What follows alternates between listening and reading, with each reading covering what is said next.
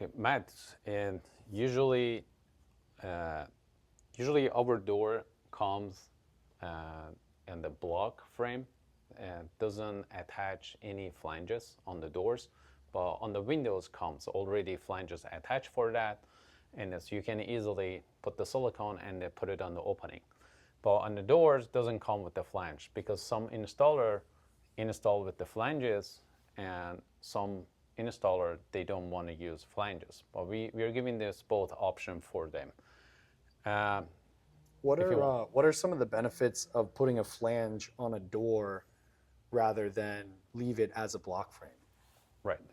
When you installing this on block frame, and imagine if you don't have it here, you will have it at least, we usually recommend for opening 1/4 inch bigger opening from each side. That means you have 1/4 inch gap over there. How are you gonna waterproof that gap? Or some scenario that gap could be a little bigger than 1/4 inch. And to do the waterproofing, best option is to use flanges. That makes sense. And it looks like here the flanges typically tends to go over the waterproofing Member. member. Yeah. So it would go waterproofing member, flange. Then if you decide to use our J molding, correct? The J mold would go over top of that, and then you would use a zip flash. Flashing for flashing the for waterproofing. Yeah, another layer for the waterproofing because we usually put this and waterproofing this member. If any water comes in future, doesn't affect on the 2x4 or any wood is underneath. After that, we apply the silicone underneath of this its flange, which is here. Usually the flanges comes this shape, and this one side is a little smaller because the reason we made it smaller, there's a channel on the frame. It easily goes in the channel. You can put the screws on this small area. And that's also we recommend before you screw on the frame, apply some silicone here, and then put it and then screw it on the frame.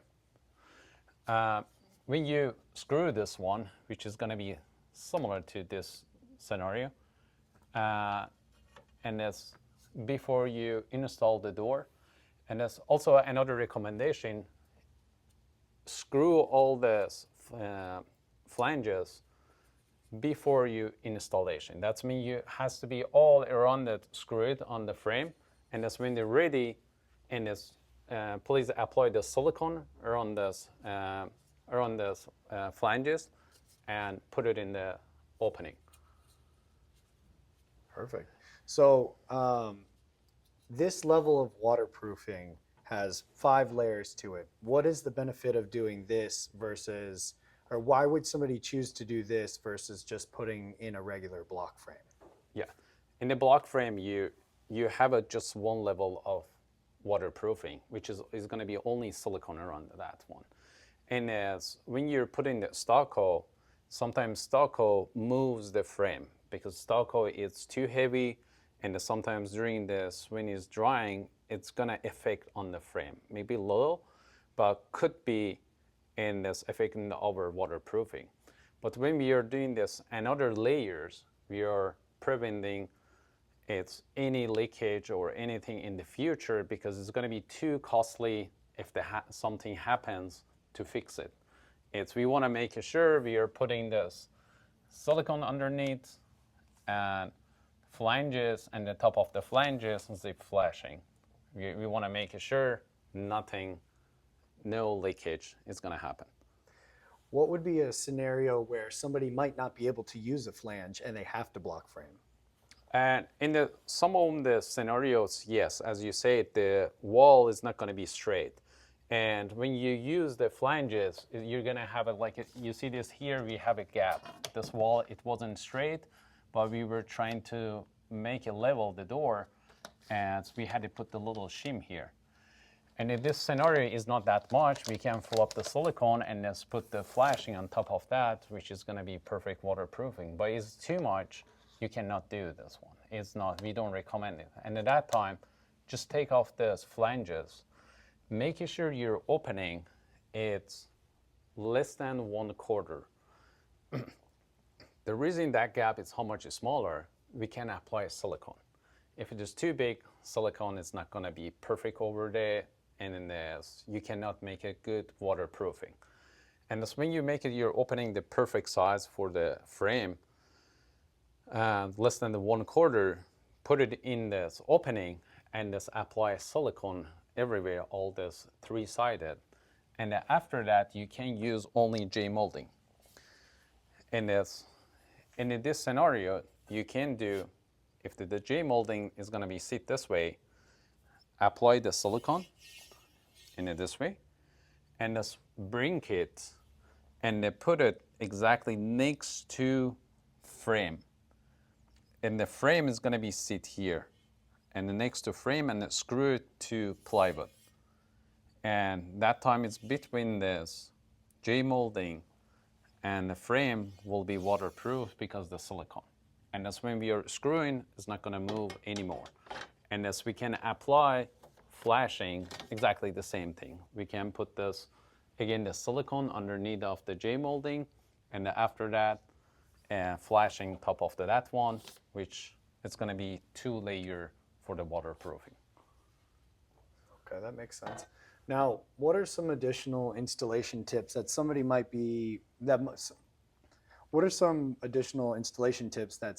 find useful outside of just waterproofing when installing these frames? Right, and other tips for different products.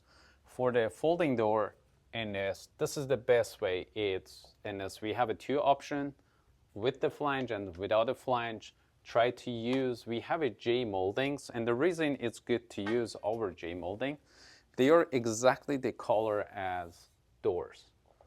And when you install in this one, it's in the end of the finished products. If you see here, we put the black. If it is the black, it's becoming, it's one piece, and this one exactly the same color as the door.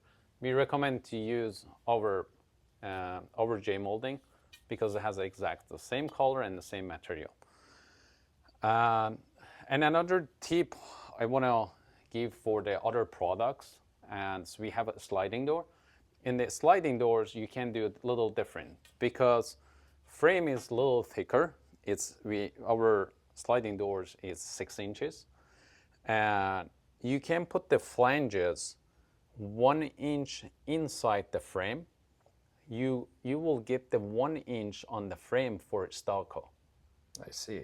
And you can bring it out of the frame, put the flanges in this 1 inch inner section, and as you gain this 1 inch over there, that time you don't need to use J molding anymore.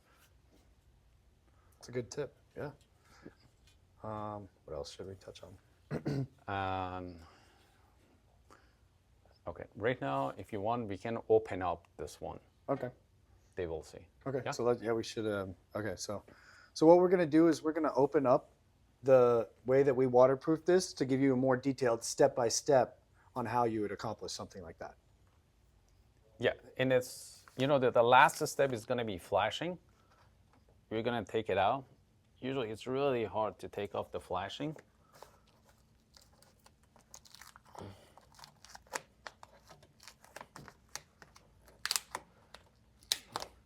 And something else we can talk about is our installation package. And if anybody wants to, during the installation, they can use our package for installation, which includes J molding, flanges, silicone, and we'll use this special silicone, which is it's for the Teza silicone, and has a 25 years warranty on that one. One of the best in the market. We recommend to use our silicone for installation.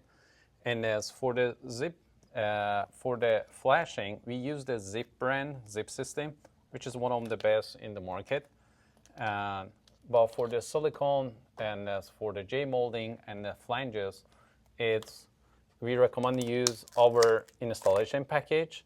Will come silicone gun, J molding, and flanges inside the package. I'm gonna open up right now the J molding.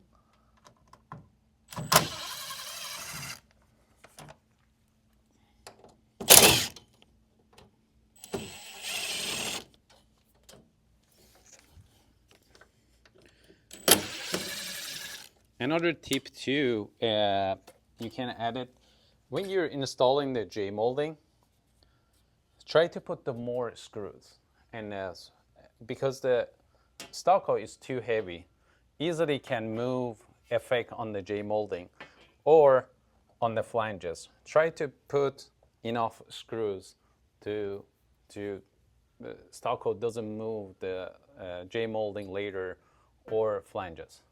How many screws do you think might be considered enough for maybe a door that's like this height, 80 inches? For 80-inch, I recommend this put between this 5 to 6 screws if you divide it an even portion. Okay. If you see here, we put this J molding exactly the flush with the frame. We screw it to the frame, and at least we use, it's 5 to 7 screws. We put this like a divided by even distance, and then put the screws. When you're installing, we apply the silicone. You can see that all the silicone is here, and as we screw it, flanges to our wood frame. But some of the scenario, I'm gonna repeat again, it's the wall is not straight, and as you have too much gap here, if in those scenario, don't use flanges. Just install it as block. Put the screws from the frame to the wood frame, and at that time use only J molding. How it's gonna be, I'll show you one more time. Apply the silicone here, because that time you will have a little space here, and it's gonna be like that, and screw it to here. Now with the flanges that go directly to the frame, there's only one place that we can put them. There's a single channel, right? Single channel, and the reason there's a single channel, and there is a 3 or 4 channel on the frame, but don't use other ones, because we don't want to put flanges in a different channel like it. We want to be flush with this flanges. If this one comes out, the bottom track is going to come out. It's going to pass your step, and at that time you have to put the concrete underneath after that one. And also for 2x4, when you're putting the screws, you're going to miss most portion of the 2x4. So you're saying that it would land somewhere on a weaker point of the 2x4. You want to try to get as close to the middle or the meat as possible. Exactly, because this door is super heavy, and as we want to put this in the middle of this 2x4, and for earthquake or anything happens, and suddenly something doesn't affect on the door for future. Perfect. What else we can?